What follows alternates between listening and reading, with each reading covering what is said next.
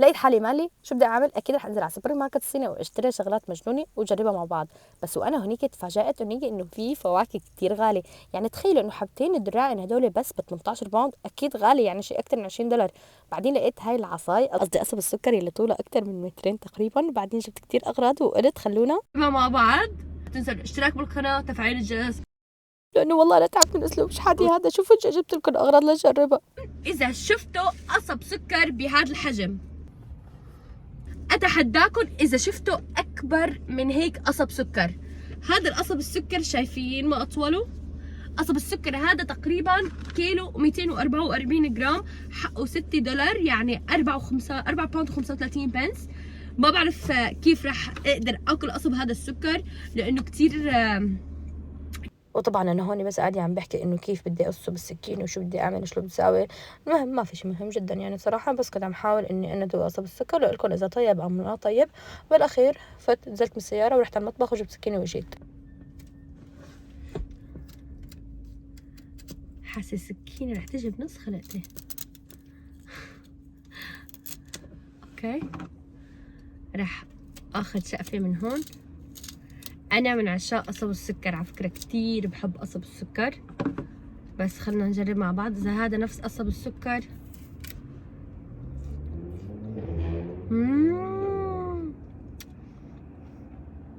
هذا اطيب قصب سكر انا بدوقه بحياتي.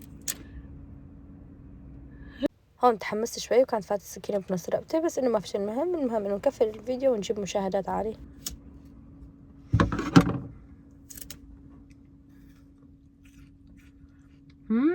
بعطيه 1000 من 10.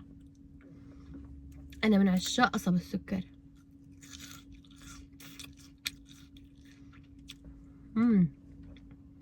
كتير كتير طيب. في انواع لقصب السكر، انه اللون الاسود واللون الثاني اللي بيكون افتح، ما بعرف. بس انه على فكره رح خليه بالسياره مشان لحدا تهجم علي اضربه. مصر انا بدي اعتذر كتير منكم، بس اهل الصين اتطوروا كتير عنكم. بدال ما ياكلوا الفسيخ شو عاملين؟ عاملين سمك مجفف. بس هيك اكيد لا، عاملين سمك شرايح. ده سمك صيني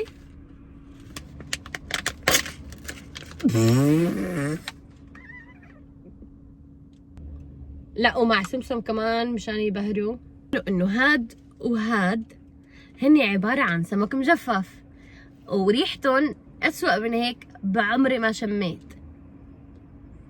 اكيد لا رح اقدر اجرب هاد ولا رح اقدر اجرب هاد، بس كرمالكم رح اجربه.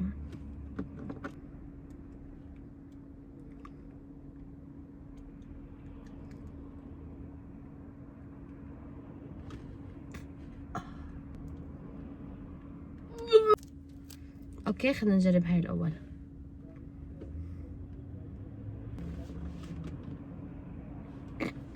ما قلت لكم كل شيء بهون كرمال المشاهدات؟ لا رح نجرب هاي. هون قررت اعملكم ميوت انه حفاظا عليكم انكم انتم ما تشيلوا الاشتراك من القناه، ما اكثر ولا اقل. زبالة. خلونا هلا نجرب هذا المفروض انه هو هذا حصرم. تمام، انا كنت اشتريه من عند جارتنا، كنت اطفو من عند جارتنا ام ربيع. تمام، ولا الثاني شو كان اسمه والله نسيت، ما اتذكر. كنت اقطفن يعني هاي الكمشه، كنت هيك وانا نازله على الدرج وانا طالعه كنت اقطفن واشتريهم. هلا صرت اشتري هاي العلبه بس 2 دولار، يعني ما معقول والله حرام. ما بعرف اذا هذا حصرم ولا لا، شو رايكم؟ اتوقع هذا حصرم. الله وكيلكم ما عم بكذب، كل اللي عم بعمله اني انا عم بعمل ميوت مشان عن جد حرفيا كانت الطعمه بتقرف وما بتتاكل ابدا ابدا. انا غلطانه، شو هذا؟ تشاون. ما اتوقع انه هذا حصرم. خلينا نفتح وحده وارجيكم. اوكي، هذا لانه الحصرم ما بكون هيك شكله من جوا.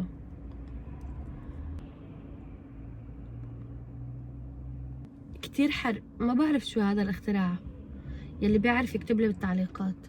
واخيرا والشيء اللي كتير متحمسه اني اجربه، حجروا شو هو. يلي ما اشترك بالقناه يا ريت يشترك. رح نجرب اول شيء الذره، بس لونها اسود، ما بعرف ليش لونها اسود. قالت لي يلي بالسوبر ماركت انه هي اصلا جاهزه للاكل.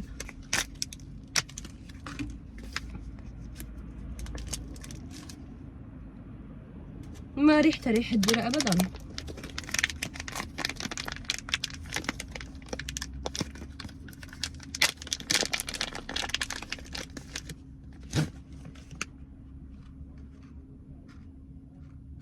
وحياة الله ريحتها ريحة شيء معفن.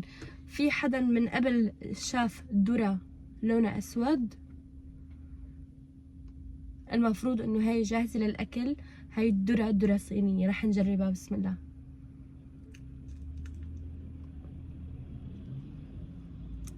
ها شايفينها ضيقة، هي فعلا ذرة عادية هيك كيف شكلها من جوا، بس لا فيها لا طعم ولا لون ابدا ابدا. بتحسوها وكأنه معفنة، ما حبيت ابدا. قيمها 0/10 لانه لا شكل ولا ريحة.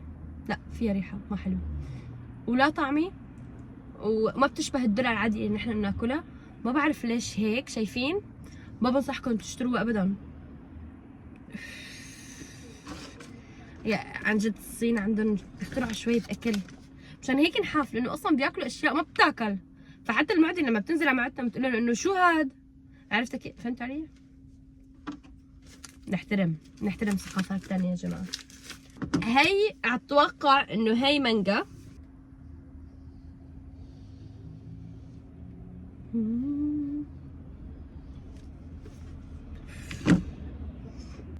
انا عندي عادي بشم الاكل، ما بعرف ليش، بس انه تعالوا ندوقها مع بعض.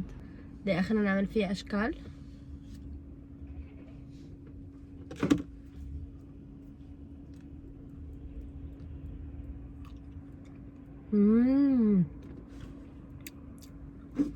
ليش كل شيء بشتريه من المحل الصيني بحس انه معفن؟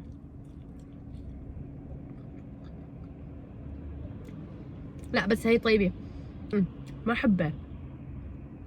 حسيت حالي عم باكل بنزين، هو انا ما اكلت بنزين من قبل، ما بعرف طعمته، بس 2/10. وإذا حابين نجرب شغلات جديدة لا تنسوا تكتبوا لي إياها تحت بالتعليقات. رح أجرب شغلات جديدة انتوا رح تكتبوا لي إياها، واذكر أسماءكم كمان.